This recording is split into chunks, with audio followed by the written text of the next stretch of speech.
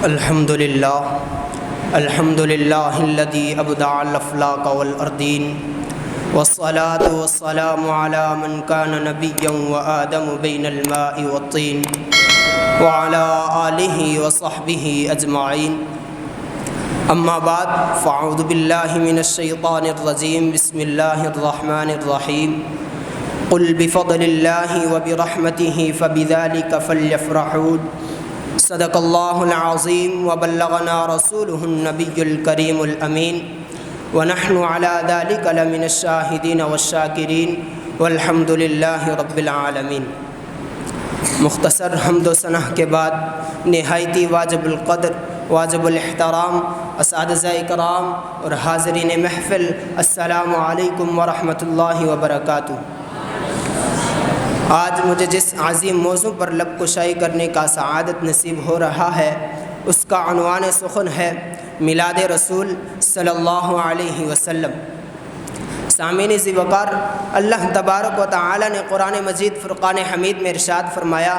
قل بفضل اللہ وبرحمتہ فبذلک فلیفرحوا۔ اے حبیب، آپ فرما دیجئے کہ اللہ تبارک و تعالی کے فضل اور اس کی رحمت پر چاہیے کہ خوشی مناؤ۔ اس آیت مبارکہ میں اللہ کے فضل اور اس کی رحمت سے حضور علیہ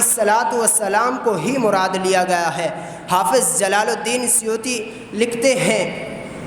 کہ خطیب ابن عساکر نے حضرت ابن عباس رضی اللہ تعالی عنہما سے روایت کیا ہے کہ قل بفضل اللہ میں فضل اللہ سے مراد حضور علیہ السلام ہیں۔ حضرت ابن عباس رضی اللہ تعالی عنہما سے روایت کیا ہے کہ وہ بھی رحمتی میں رحمت سے مراد حضور علیہ السلام ہیں۔ اللہ تبارک و تعالی نے ارشاد فرمایا وما ارسلناک الا رحمتا للعالمین، اور ہم نے نہیں بھیجا آپ کو مگر تمام جہان والوں کے لیے رحمت بنا کر۔ اس آیت کی تفسیر میں اس کا معنی یہ ہوا کہ حضور علیہ السلام کی ذات گرامی اور آپ کی ولادت اور آپ کی بعثت پر مسلمانوں کو خوشی منانا چاہیے، اور اس کی اصل اس آیت مبارکہ میں ہے والذین آتیناہم الکتاب یفرحون بما انزل الیک ومن الاحزاب من ینکر بعدہ۔ جن لوگوں کو ہم نے کتاب دی ہے وہ اس سے خوش ہوئے ہیں جو آپ کی طرف نازل کیا گیا ہے، اور ان گروہوں میں بعض وہ ہیں جو اس کے بعض کا انکار کرتے ہیں۔ حضرات محترم،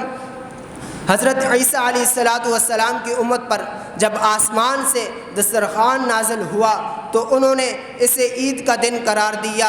ارشاد باری تعالی ہے قال عیسی ابن مریم اللہم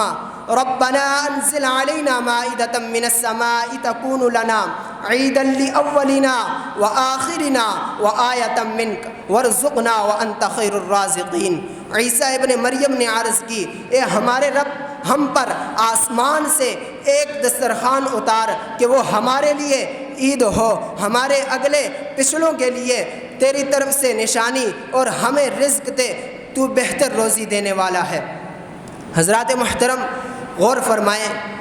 کہ جب نعمت کا دسترخوان آسمان سے اترے تو حال اور مستقبل والوں کے لیے عید ہو، تو جب حضور صلی اللہ علیہ وسلم تشریف لائیں تو حال اور مستقبل والوں کے لیے کیوں عید نہ ہو؟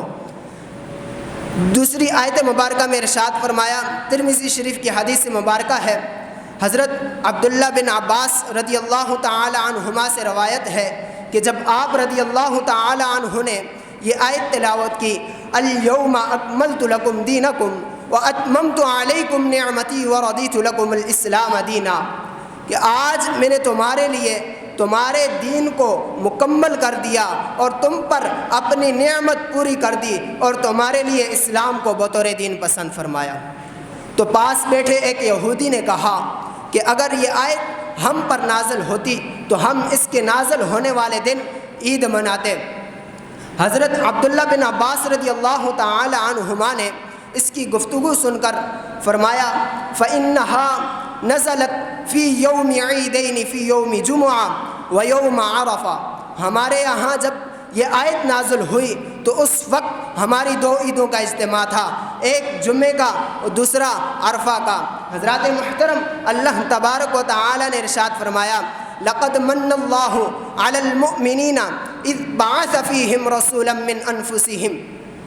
یتلو علیہم آیاتہ ویزکیہم ویعلمہم الکتاب والحکمہ وان کانوا من قبل لفی ضلال مبین۔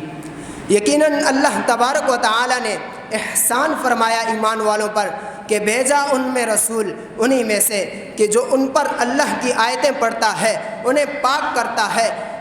کتاب اور حکمت سکھاتا ہے، اگرچہ وہ اس سے پہلے کھلے گمراہی میں تھے۔ مزید ارشاد فرمایا وما کان اللہ لیعذبہم وانت فیہم، اللہ تبارک و تعالی ان پر عذاب نہیں کرے گا اے حبیب جب تک آپ ان میں تشریف فرما ہیں۔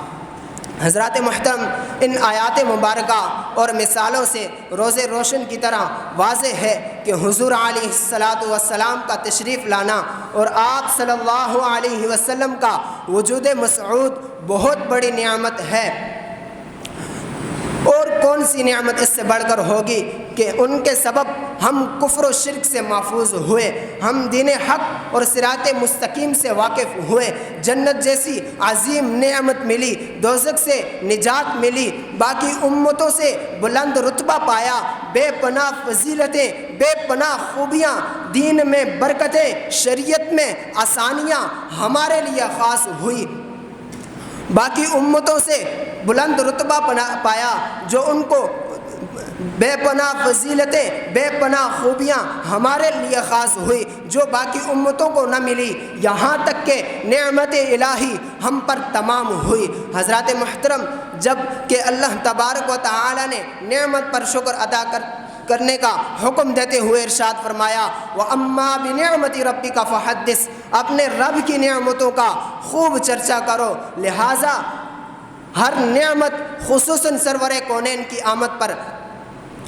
خوشی منانا اور چرچا کرنا ہم میں سے ہر ایک کے لیے باعث سعادت ہے۔ اللہ تبارک و تعالی خود حکم فرما رہا ہے جب تم پر اللہ کا فضل اور اس کی رحمت ہو تو تمہیں چاہیے کہ اس پر خوشی مناؤ۔ دوسری آیت مبارکہ میں فرمایا وَذَكِّرْهُمْ بِأَيَّامِ اللَّهِ، انہیں اللہ تبارک و تعالی کے دن یاد دلاؤ۔ اللہ تبارک و تعالی کے دنوں میں سے وہ دن جس دن حضور علیہ السلام کی ولادت ہوئی، اس دن سے بڑھ کر کون سا دن ہو، اس